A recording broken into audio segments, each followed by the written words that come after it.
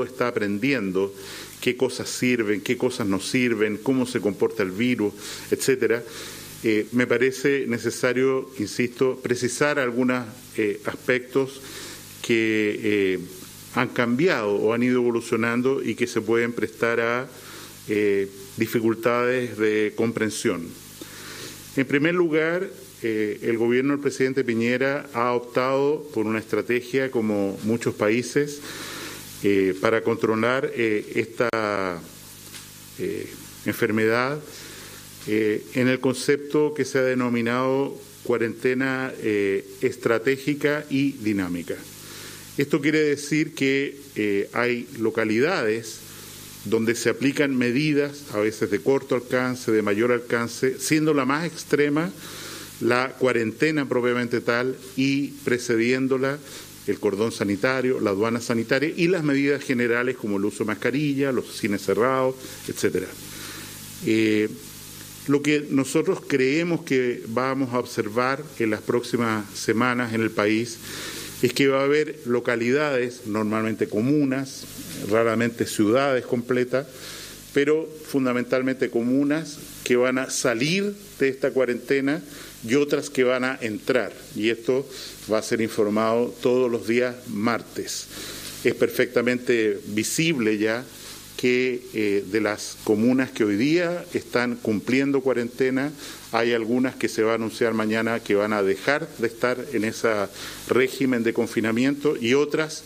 donde el número de casos nuevos, que es el parámetro más importante para definir si una comunidad, un pueblo, una ciudad, una comuna, en definitiva, deben entrar a esta medida extrema, se toma. Casos nuevos en las últimas 2 semanas,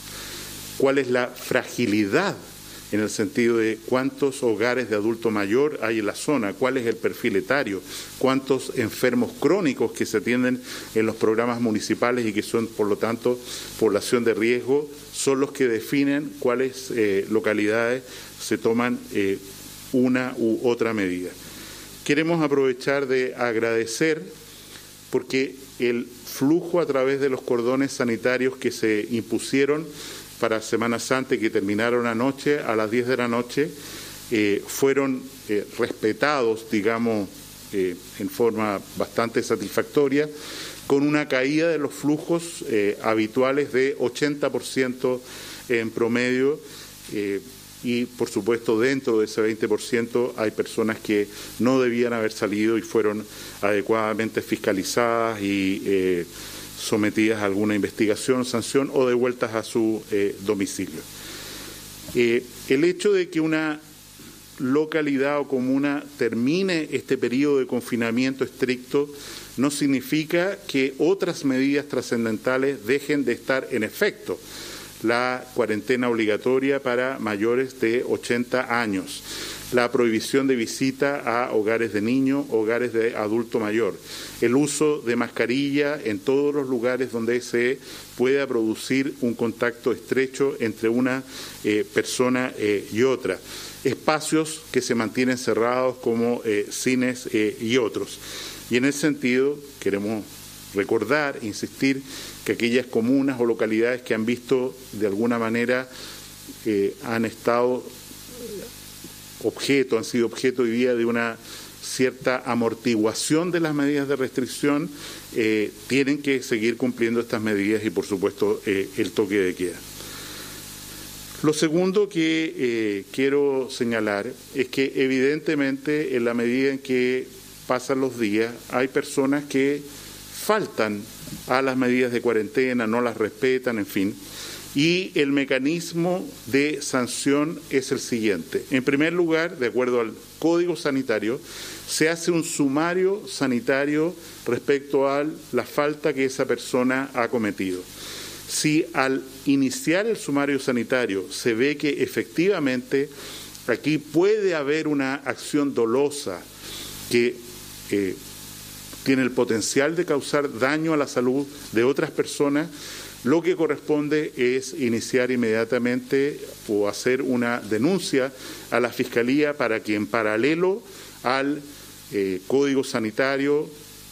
o al procedimiento sanitario se haga una investigación penal por las responsabilidades penales que ese acto puede implicar. Pero lo primero es, insisto, hacer un sumario sanitario respecto a una persona, por ejemplo, un pastor que hizo una liturgia ayer donde había más de 50 personas, o una persona que pareciera haber violado la cuarentena y haber volado en helicóptero de una zona a otra, saliendo de una zona en cuarentena. Esto implica sumario sanitario y eventualmente, si hay la más mínima sospecha de que la persona en realidad ha cometido un delito, la denuncia a la Fiscalía. En el primer caso se arriesgan sanciones fundamentalmente pecuniarias, de dinero, desde 2,5 millones para arriba, pudiendo llegar hasta 50 millones de pesos, de acuerdo a la magnitud de la falta, y en el segundo, de acuerdo al Código Penal, incluso penas de encarcelamiento, si así lo estima la justicia. El tercer aspecto que quisiera explicar es que en la medida en que avanza esta enfermedad, nosotros nos vamos encontrando cada día con más personas que tuvieron la infección, que se recuperaron y sanaron. Estas personas desarrollan anticuerpos, defensas, con memoria, vale decir, la probabilidad de que ellos se infecten en los próximos meses de nuevo de coronavirus es prácticamente cero. No sabemos exactamente cuánto dura esa inmunidad, si dura varios meses o dura toda la vida, suponiendo por supuesto que el virus del coronavirus no mute, pero suponiendo un virus estable, ¿es esta inmunidad para toda la vida o no? No podemos contestar esa pregunta hasta que pase más tiempo y se midan los anticuerpos periódicamente en las personas que se han recuperado.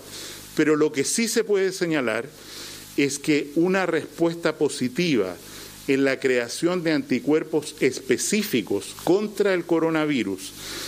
que tienen memoria, que es la inmunoglobulina G, con G de gato, inmunoglobulina G, que genera memoria alta en el momento en que estamos evaluando a los pacientes que han han sanado, permite señalar que esos pacientes no son infectantes y están recuperados, al menos, digámoslo así, por los próximos 3 o 4 meses. Y en ese sentido, dado que este tema se va a poner extraordinariamente relevante en las próximas semanas en relación a la liberación de cuarentenas, del retorno eventual de niños a clase, quiero leer textualmente lo que el Consejo Asesor, los epidemiólogos más importantes que tenemos en Chile, han señalado a este respecto. Ellos dicen que los criterios para considerar que un paciente COVID-19 deja de ser infectante, que es lo que nos preocupa respecto a esta enfermedad. A lo mejor la persona adquiere una segunda infección de otra naturaleza, pero la pregunta es, ¿esta persona que tuvo infección por coronavirus sigue siendo infectante o no? Y en ese sentido, ¿puede, por ejemplo, si es un trabajador de la salud, volver al recinto donde hay otros pacientes y tener la seguridad de que no los va a contagiar? A este respecto, el Comité Asesor señala lo siguiente, esto lo vamos a poner en la página web del Ministerio,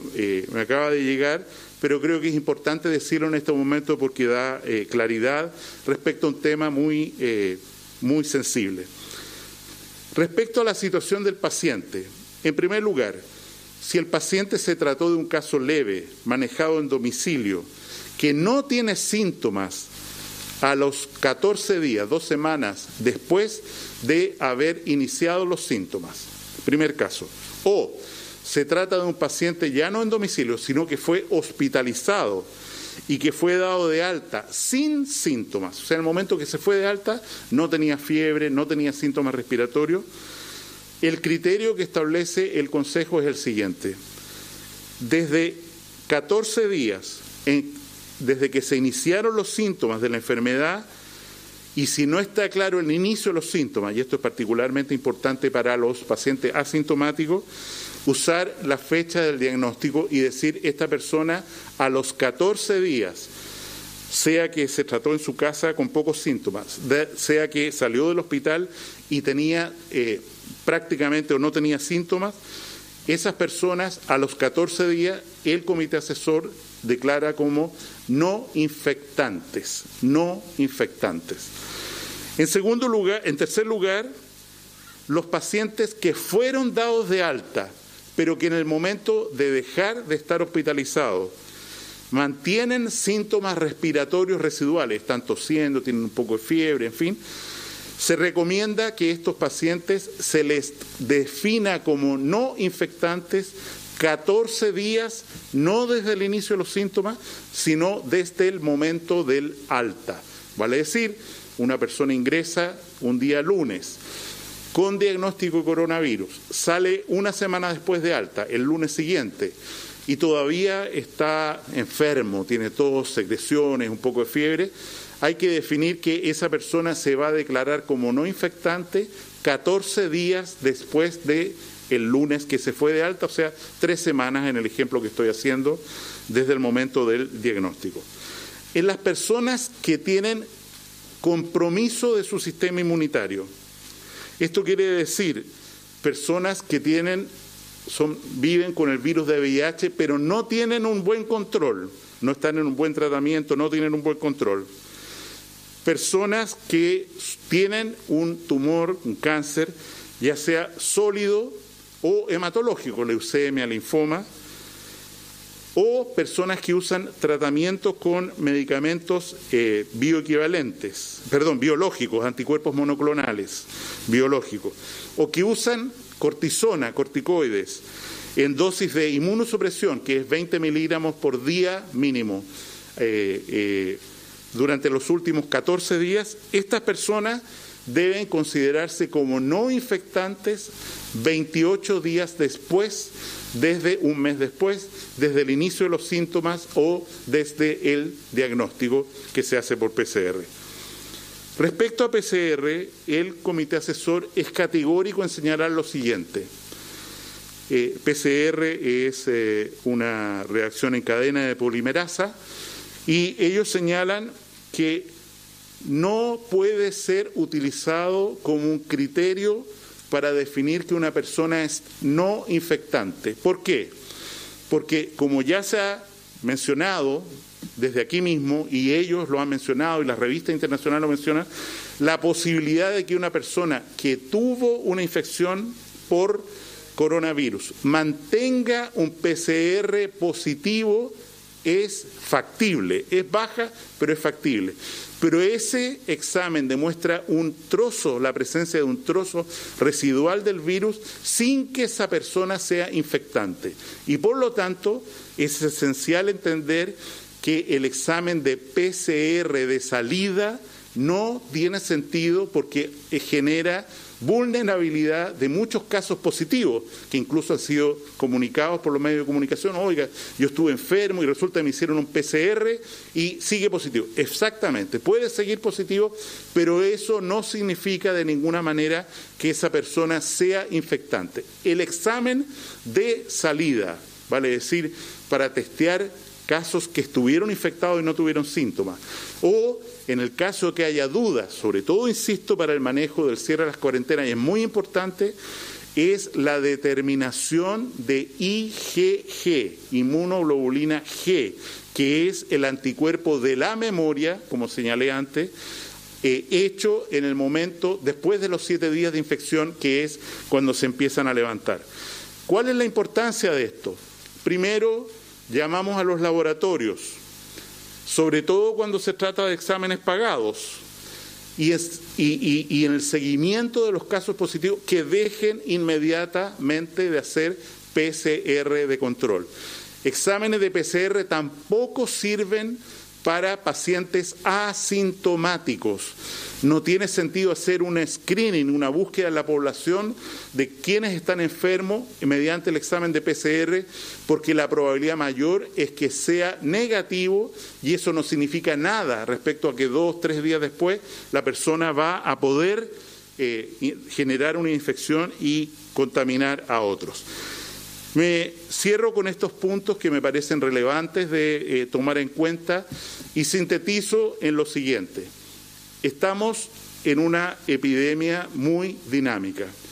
El gobierno del presidente Piñera ha respondido en una forma, como muchos otros países, con cuarentenas que son estratégicas y que son dinámicas. Eso significa que a lo largo del país vamos a ver lugares que dejan de estar en cuarentena y otros que entren en cuarentena a medida que el virus se reparta a lo largo del territorio nacional llevado por seres humanos, como es el caso. Y lo que quiero enfatizar es que hemos definido, de acuerdo al Consejo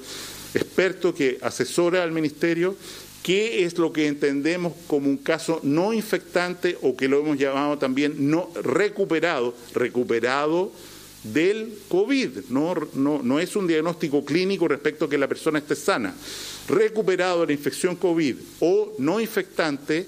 lo hemos definido como una persona que ya he señalado, normalmente ha cumplido una cuarentena de 14 días, salvo las excepciones que acabo de señalar.